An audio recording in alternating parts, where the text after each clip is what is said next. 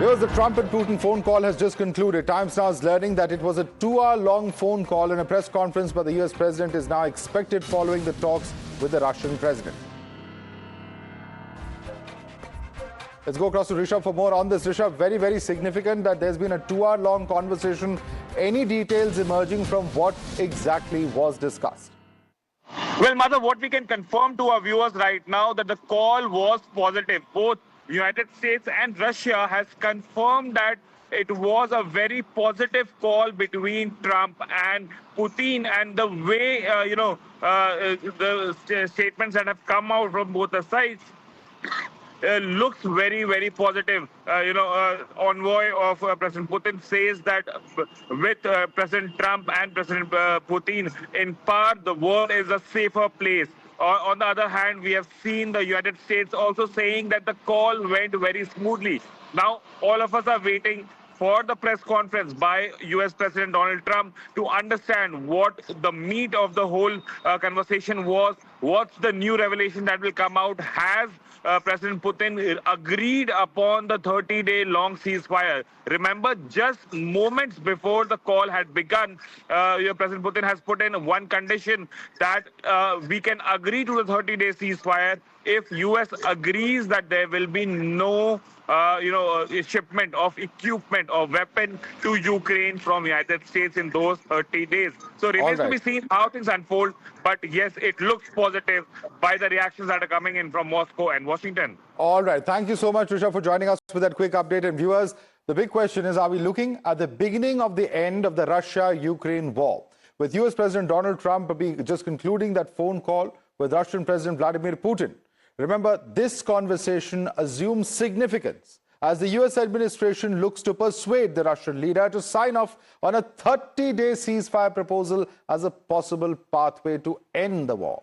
Remember, this call comes after Ukrainian officials last week agreed to the American proposal during talks in Saudi Arabia, led by Secretary of State Marco Rubio. The Ukrainians and Americans have discussed a 30-day ceasefire, resumption of U.S. military aid to Ukraine, and finalizing a deal to develop Ukraine's mineral resources, all of which were agreed upon by the two sides. Now, as far as Russia is concerned, Putin wants America and Europe to both cease the supply of arms to Ukraine. They've also made it clear that they do not want any involvement of NATO in the ongoing ceasefire talks. However, this could leave Ukraine vulnerable to attacks as well and might give a free run to the Russian military, is the fear that's being expressed. For more of that very crucial meeting, or rather call, is John Bolton, former NSA of the United States. Thank you so much, Mr. Bolton, for joining us this evening. And let me begin by asking you, now you have consistently criticized the Trump administration's push for a ceasefire in Ukraine. Now you've argued that it would be effectively ceding territory to Russia. How do you weigh this against the potential short-term benefits of a de-escalation for Ukraine's exhausted forces? Well, I think the Ukrainians believe that with adequate assistance from the U.S. and NATO, they can continue to fight against the Russians. They've certainly done an extraordinarily good job now in over 3 years of combat against what was supposed to be one of the world's most impressive militaries. But the level of the conflict has continued at a very intense rate, and they still need assistance. The problem with the ceasefire is that it could well end up to be a de facto partition of the country.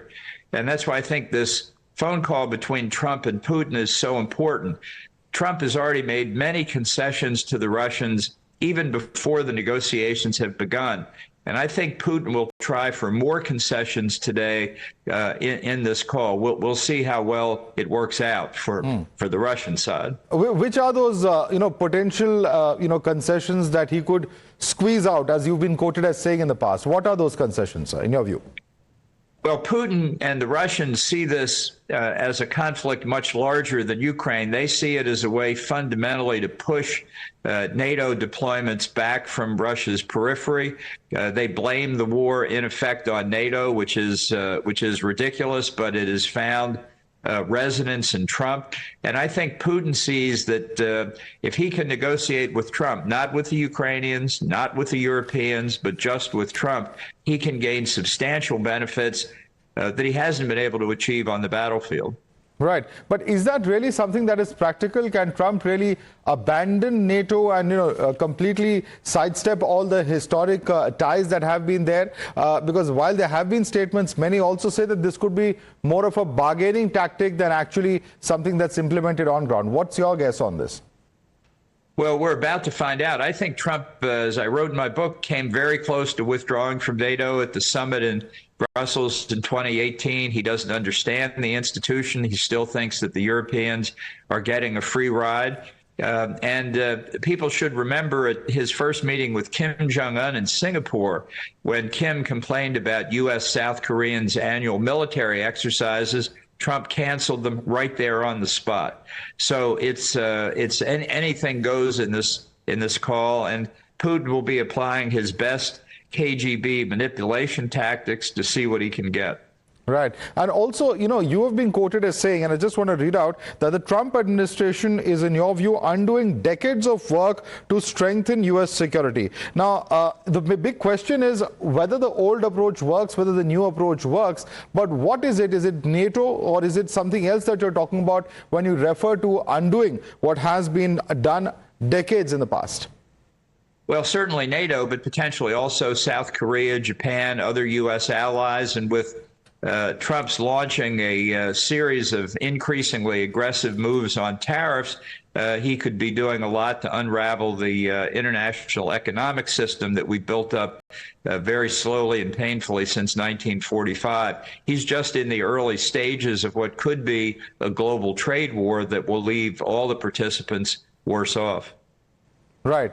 Right. And, there are others who are, in fact, talking about the economic challenges for the United States. Now, Trump has seriously, raised a lot of hackles globally when he talks about the tariffs, when he talks about not just China, not just Mexico or Canada, but even now we don't know what's going to be exactly announced on the 2nd of April when those reciprocal tariffs are to be announced, and particularly India will be watching out for those. How do you respond to what really is taking place? Because, the narrative that President Trump is trying to sell domestically is that he's trying to, fix a broken system economically and service all of the debt. Internationally, though, it could be a very, very different story depending on how it plays out.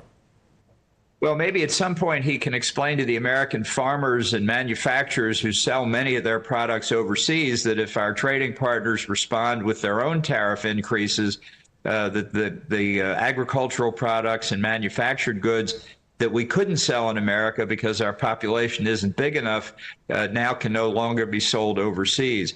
There are certainly certain strategic areas where the U.S. has let its guard down. I think those can be corrected. I think there is a principal problem in international trade today, and that's China. But I think we'd be a lot better off responding to the damage that China does by uniting with our friends and allies and not by getting into a trade war with them as well as with China simultaneously. Right. So you've also been quoted as saying that Trump is after the Nobel Peace Prize. Why would you say so? Well, he's been after it since his first term. Barack Obama got the Nobel Peace Prize in 2009 during his first year in office. And by the way, I've done a little research on the Nobel Peace Prize. You have to be nominated by January the 31st of the year you're to receive the award, which means Obama had to be nominated 11 days into his presidency. So it's obviously an award he didn't deserve. But Trump thinks, look, if Obama got one, I should get one too. He should have gotten one for the Abraham Accords in his view. He'll make peace in Ukraine. He'll deserve it this time. Right. And coming back to, what's happening in Russia and Ukraine, you've warned that Trump's favorable stance towards Russia in the negotiations harms U.S. security interests beyond Central Europe. Could you detail the broader global implications? NATO you've spoken about, but what about the Middle East, East Asia, that you foresee if the U.S. fails to robustly support Ukraine against Russia, and how these connect to your vision of, America's own influence in these areas? Well, Ukraine is the victim of unprovoked military aggression by Russia, and it sits in the heart of Central Europe. It's an incredibly important country. It has huge economic potential. It borders on key NATO allies of the United States. And if Russia can use military force on the continent of Europe, really for the first time since 1945, to increase its own territory, to increase its influence over the rest of the continent. That'll be a lesson not only in Europe, but it'll be a lesson Beijing looks at very carefully as it considers taking action against Taiwan or in the South China Sea or along its land borders with Vietnam or India. Right, absolutely. And what do you take, or what is your take on the various issues where Trump has spoken about, whether it's Canada becoming the 51st state, acquisition of Greenland, etc., or even what he has claimed as far as Gaza is concerned? Are these just deterrent statements that are coming in for this side? How serious is he as far as implementing these are concerned? Well, I once had a very astute friend who said that Trump didn't have a filter between his brain and his mouth.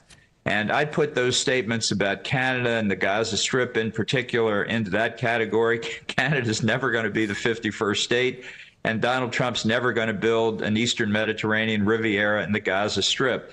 Greenland is a little bit different. There are important American and NATO interests in not allowing China and Russia to gain influence there. Greenland is part of the North American landmass.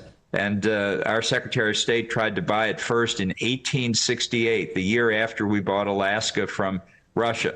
So I think there are ways to work with our Danish allies in NATO and the people of Greenland to resolve our concerns there. And it doesn't have to come in the form of military action by the United States. This is Trump noise. It doesn't reflect any coherent strategy. It just reflects what he thought one morning when he got up.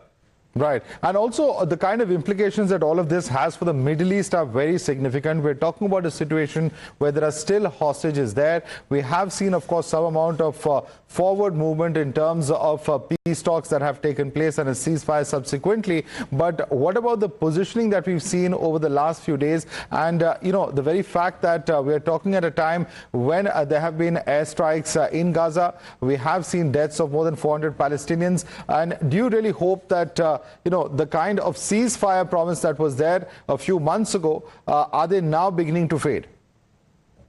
Well, I think the ceasefire was just a very temporary break. Israel has done Hamas and Hezbollah a great deal of damage, but they still remain and they still oppress the people of Gaza and Lebanon, respectively. I think this could be the opening salvo of renewed hostilities both in Gaza and Lebanon. At the same time, finally, at long last, it may be that the United States is going to act decisively against the Houthis in Yemen to free up the critical Suez Canal, Red Sea maritime passage.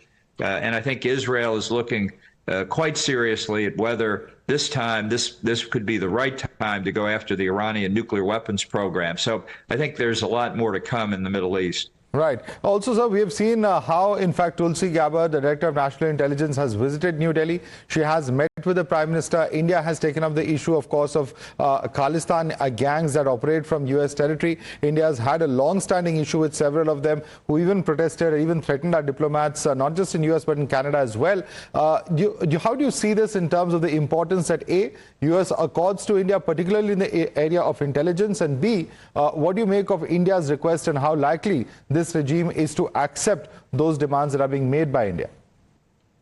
Well, I think U.S.-India relations are probably the most critical bilateral relations the U.S. has in the 21st century.